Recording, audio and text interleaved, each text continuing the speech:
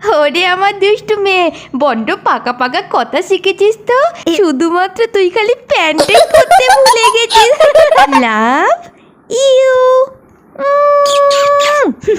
বন্ধুরা, আজকে ভিডিওর মধ্যে কি কি হতে চলেছে তোমরা দেখেই নিয়েছো, তাই ভিডিওটা স্কিপ না করে সম্পূর্ণ দেখতে থাকো। আমারও পরানো যাহা চাই তুমি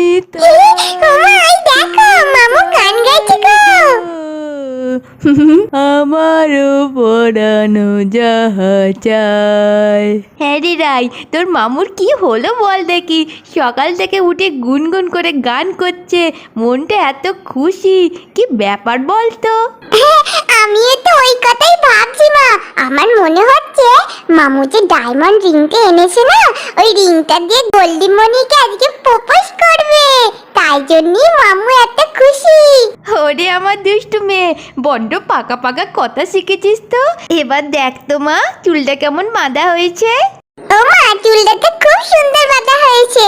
ও মা, আমি তোমাকে এত এত এত ভালোবাসি। তুমি আমার কুচু মা, পুচু মা, ভালো মা, তুমি আমার সব কিছু। ওরে বাবা রে, আজকে আমার মেয়েটার হলো কি? এত ভালোবাসা মায়ের জন্য, কি ব্যাপার? ও মা, কাছে এসো না, এই নাও। ওরে বাবা, আজকে তো মনে হচ্ছে আমার সোনামাটার দাবিটা একটু বেশি বড়, তাই মাকে ইমপ্রেস করার চেষ্টা করছিস না? হ্যাঁ তো। ও মা, তুমি তো বলেছিলে মামুর পড়াশোনা শেষ হয়ে গেলে মামু নাকি তোমাদের দেশের বাড়িতে চলে যাবে, আর আসবে না, ওখানেই থাকবে। ও মা, মামুকে আমি খুব মিস করি। প্লিজ মামুকে বলো না আমাদের সঙ্গে থেকে যেতে। ওরে বাবালে, এই ব্যাপার? জানিস মা, তোর মামুর না বরাবরই আত্মসম্মান বোধটা একটু বড্ড বেশি। জানিস মা, তোর দাদু দিদা যখন মারা যায়, তখন এখান থেকে আমি আর তোর বাবা গিয়ে শানকে তো আনার জন্য খুব জেদ করতে লাগলাম। আর ওদিকে তোর মামু তো এখানে কিছুতেই আসবে না, অনেক কষ্টে তোর বাবা বুঝিয়ে এখানে নিয়ে এসেছিল। আর তোর মামু এখানে আসা মাত্রই আমাদেরকে বলে দিল যতদিন সে পড়াশোনা করবে ততদিনই নাকি এখানে থাকবে, আর পড়াশোনা হয়ে গেলেই দেশে বাড়ি চলে যাবে। আর আমাদের তো তখন কিছু করারও ছিল না, বাধ্য হয়ে রাজিও হয়ে গেলাম। তার মানে মামু সত্যি চলে যাবে মা? না রে মা, তুই চিন্তা করিস না, এখন তো পরিস্থিতি অন্যরকম হয়ে গেছে। আর এখন তো তোর মামু আমাদের ছেড়ে নিজেই থাকতে পারবে না, তাই জানিস তো আমাদের বাড়ির পাশে যে জায়গাটা পড়ে আছে, সেই জায়গাটা না তোর মামু কিনেছে, আর ওখানে একটা সুন্দর বাড়ি তৈরি করবে বলেছে। কি মজা, কি মজা! মামু আমাদের ছেড়ে তাহলে যাচ্ছে না, কি মজা, কি মজা! ওরে আমার খেপি মাটা। ও মা, ওই দেখো মামু বাথরুম থেকে বেরোচ্ছে।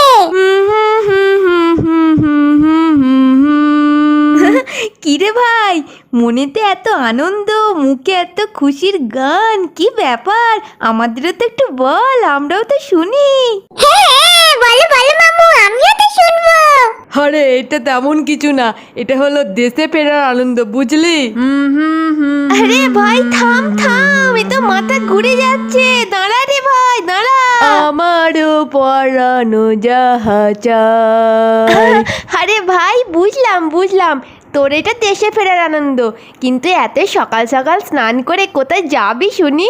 আরে দিদি, এতদিন পর দেশে ফিরেছি, ভাবছি সব বন্ধুদের সঙ্গে একবার দেখা করে নি। আরে ভাই, বন্ধুদের সঙ্গে দেখা করতে যাবি বলে আমারও পড়ানো যাহা চাই গান গাইছিস, এটা কি তো সেই স্পেশাল বন্ধু নাকি রে? আরে দিদি, তুই না সব সময় কি যে বলিস, কি বলবো। আরে ভাই, তুই সত্যি করে বল না, তুই গোলটির বাড়ি যাবি তো? আরে না মানে দিদি, জানিস তো আমার বন্ধুর বাড়ি যাওয়ার পথেতেই গোলটির বাড়িটা পড়ে, ভাবছি একবার গোলটির বাড়িতে ঘুরেই যাব। ও বুঝলাম, তা না হলে তো তুই তো গোল্ডির বাড়ি যেতিসই না, বল ভাই। আরে বাহ মামু, তুমি গোল্ডিমণি বাড়ি যাবে? প্লিজ আমাকেও নিয়ে চলো, আমিও যাব। আচ্ছা ঠিক আছে রাইসোনা, আমি তাহলে এক্ষুনি রেডি হয়ে আসি, তুমি একটু অপেক্ষা করো। আরে রাইসোনা চল, এই দিদি আসছি না আমরা। মামু, তুমি কি এরকমই যাবে? কেন, এরকম গেলে কি অসুবিধা? দেখি তো। আরে গায়েতে বডি স্প্রেও দিয়েছি আর জুতোটাও সোজা দিকে পরেছি, কোনো কিছুই তো ভুল নেই। এই তোরা কি বলতে চাইছিস বলতো? আরে ভাই তুই তো সবই ঠিক পড়েছিস, শুধুমাত্র তুই খালি প্যান্টটাই পরতে ভুলে গেছিস। ওই মা, আমি তো প্যান্ট পরতেই ভুলে গেছি, আমি তো আন্ডারওয়্যার পরে আছি, এবার আমি কি করি? দিদিরা তো আমার উপর হাসছে। আরে দিদি তোরা আমার উপর হাসছিস কেন? জানিস এটা বিদেশের ফ্যাশন, ওখানে সবাই এইরকমই পরে ঘোরে। আমি ভাবলাম তোদেরকেও একটু ফ্যাশনটা করে দেখাই। ঠিক আছে, তোদের যখন পছন্দ হচ্ছে না, যাই গিয়ে আমি ফুল প্যান্টটা পরিয়ে আসি। আর বলতে হবে না, তুই যা চেঞ্জ করে আয়। যাই বাবা, তাড়াতাড়ি করে ফুল প্যান্টটা পরে আসি, দিদিটা কত হাসাহাসি করছে আমার উপর। এবার বল তো আমায় কেমন দেখতে লাগছে? মামু তোমায় ফাটাফাটি দেখতে লাগছে, চলো আমরা এবার যাই। এই বলে তো রাই আর শান বাড়ি থেকে রওনা দিল। দিদি আমরা আসছি রে। আরে বাহ, ফুলটা দিয়ে কত সুন্দর সুগন্ধ বেরোচ্ছে, যাই ফুলদানিতে সাজিয়ে রাখি ফুলটা। আরে আরে ওই তো গোল্ডি দাঁড়িয়ে আছে, যাই গোল্ডির কাছে গিয়ে গোল্ডির সঙ্গে কথা বলি। আরে গোল্ডি তুই কি করছিস? আরে শান, তুই কখন এলি? ওখানে দাঁড়িয়ে কেন? আয় ভেতরে আয়।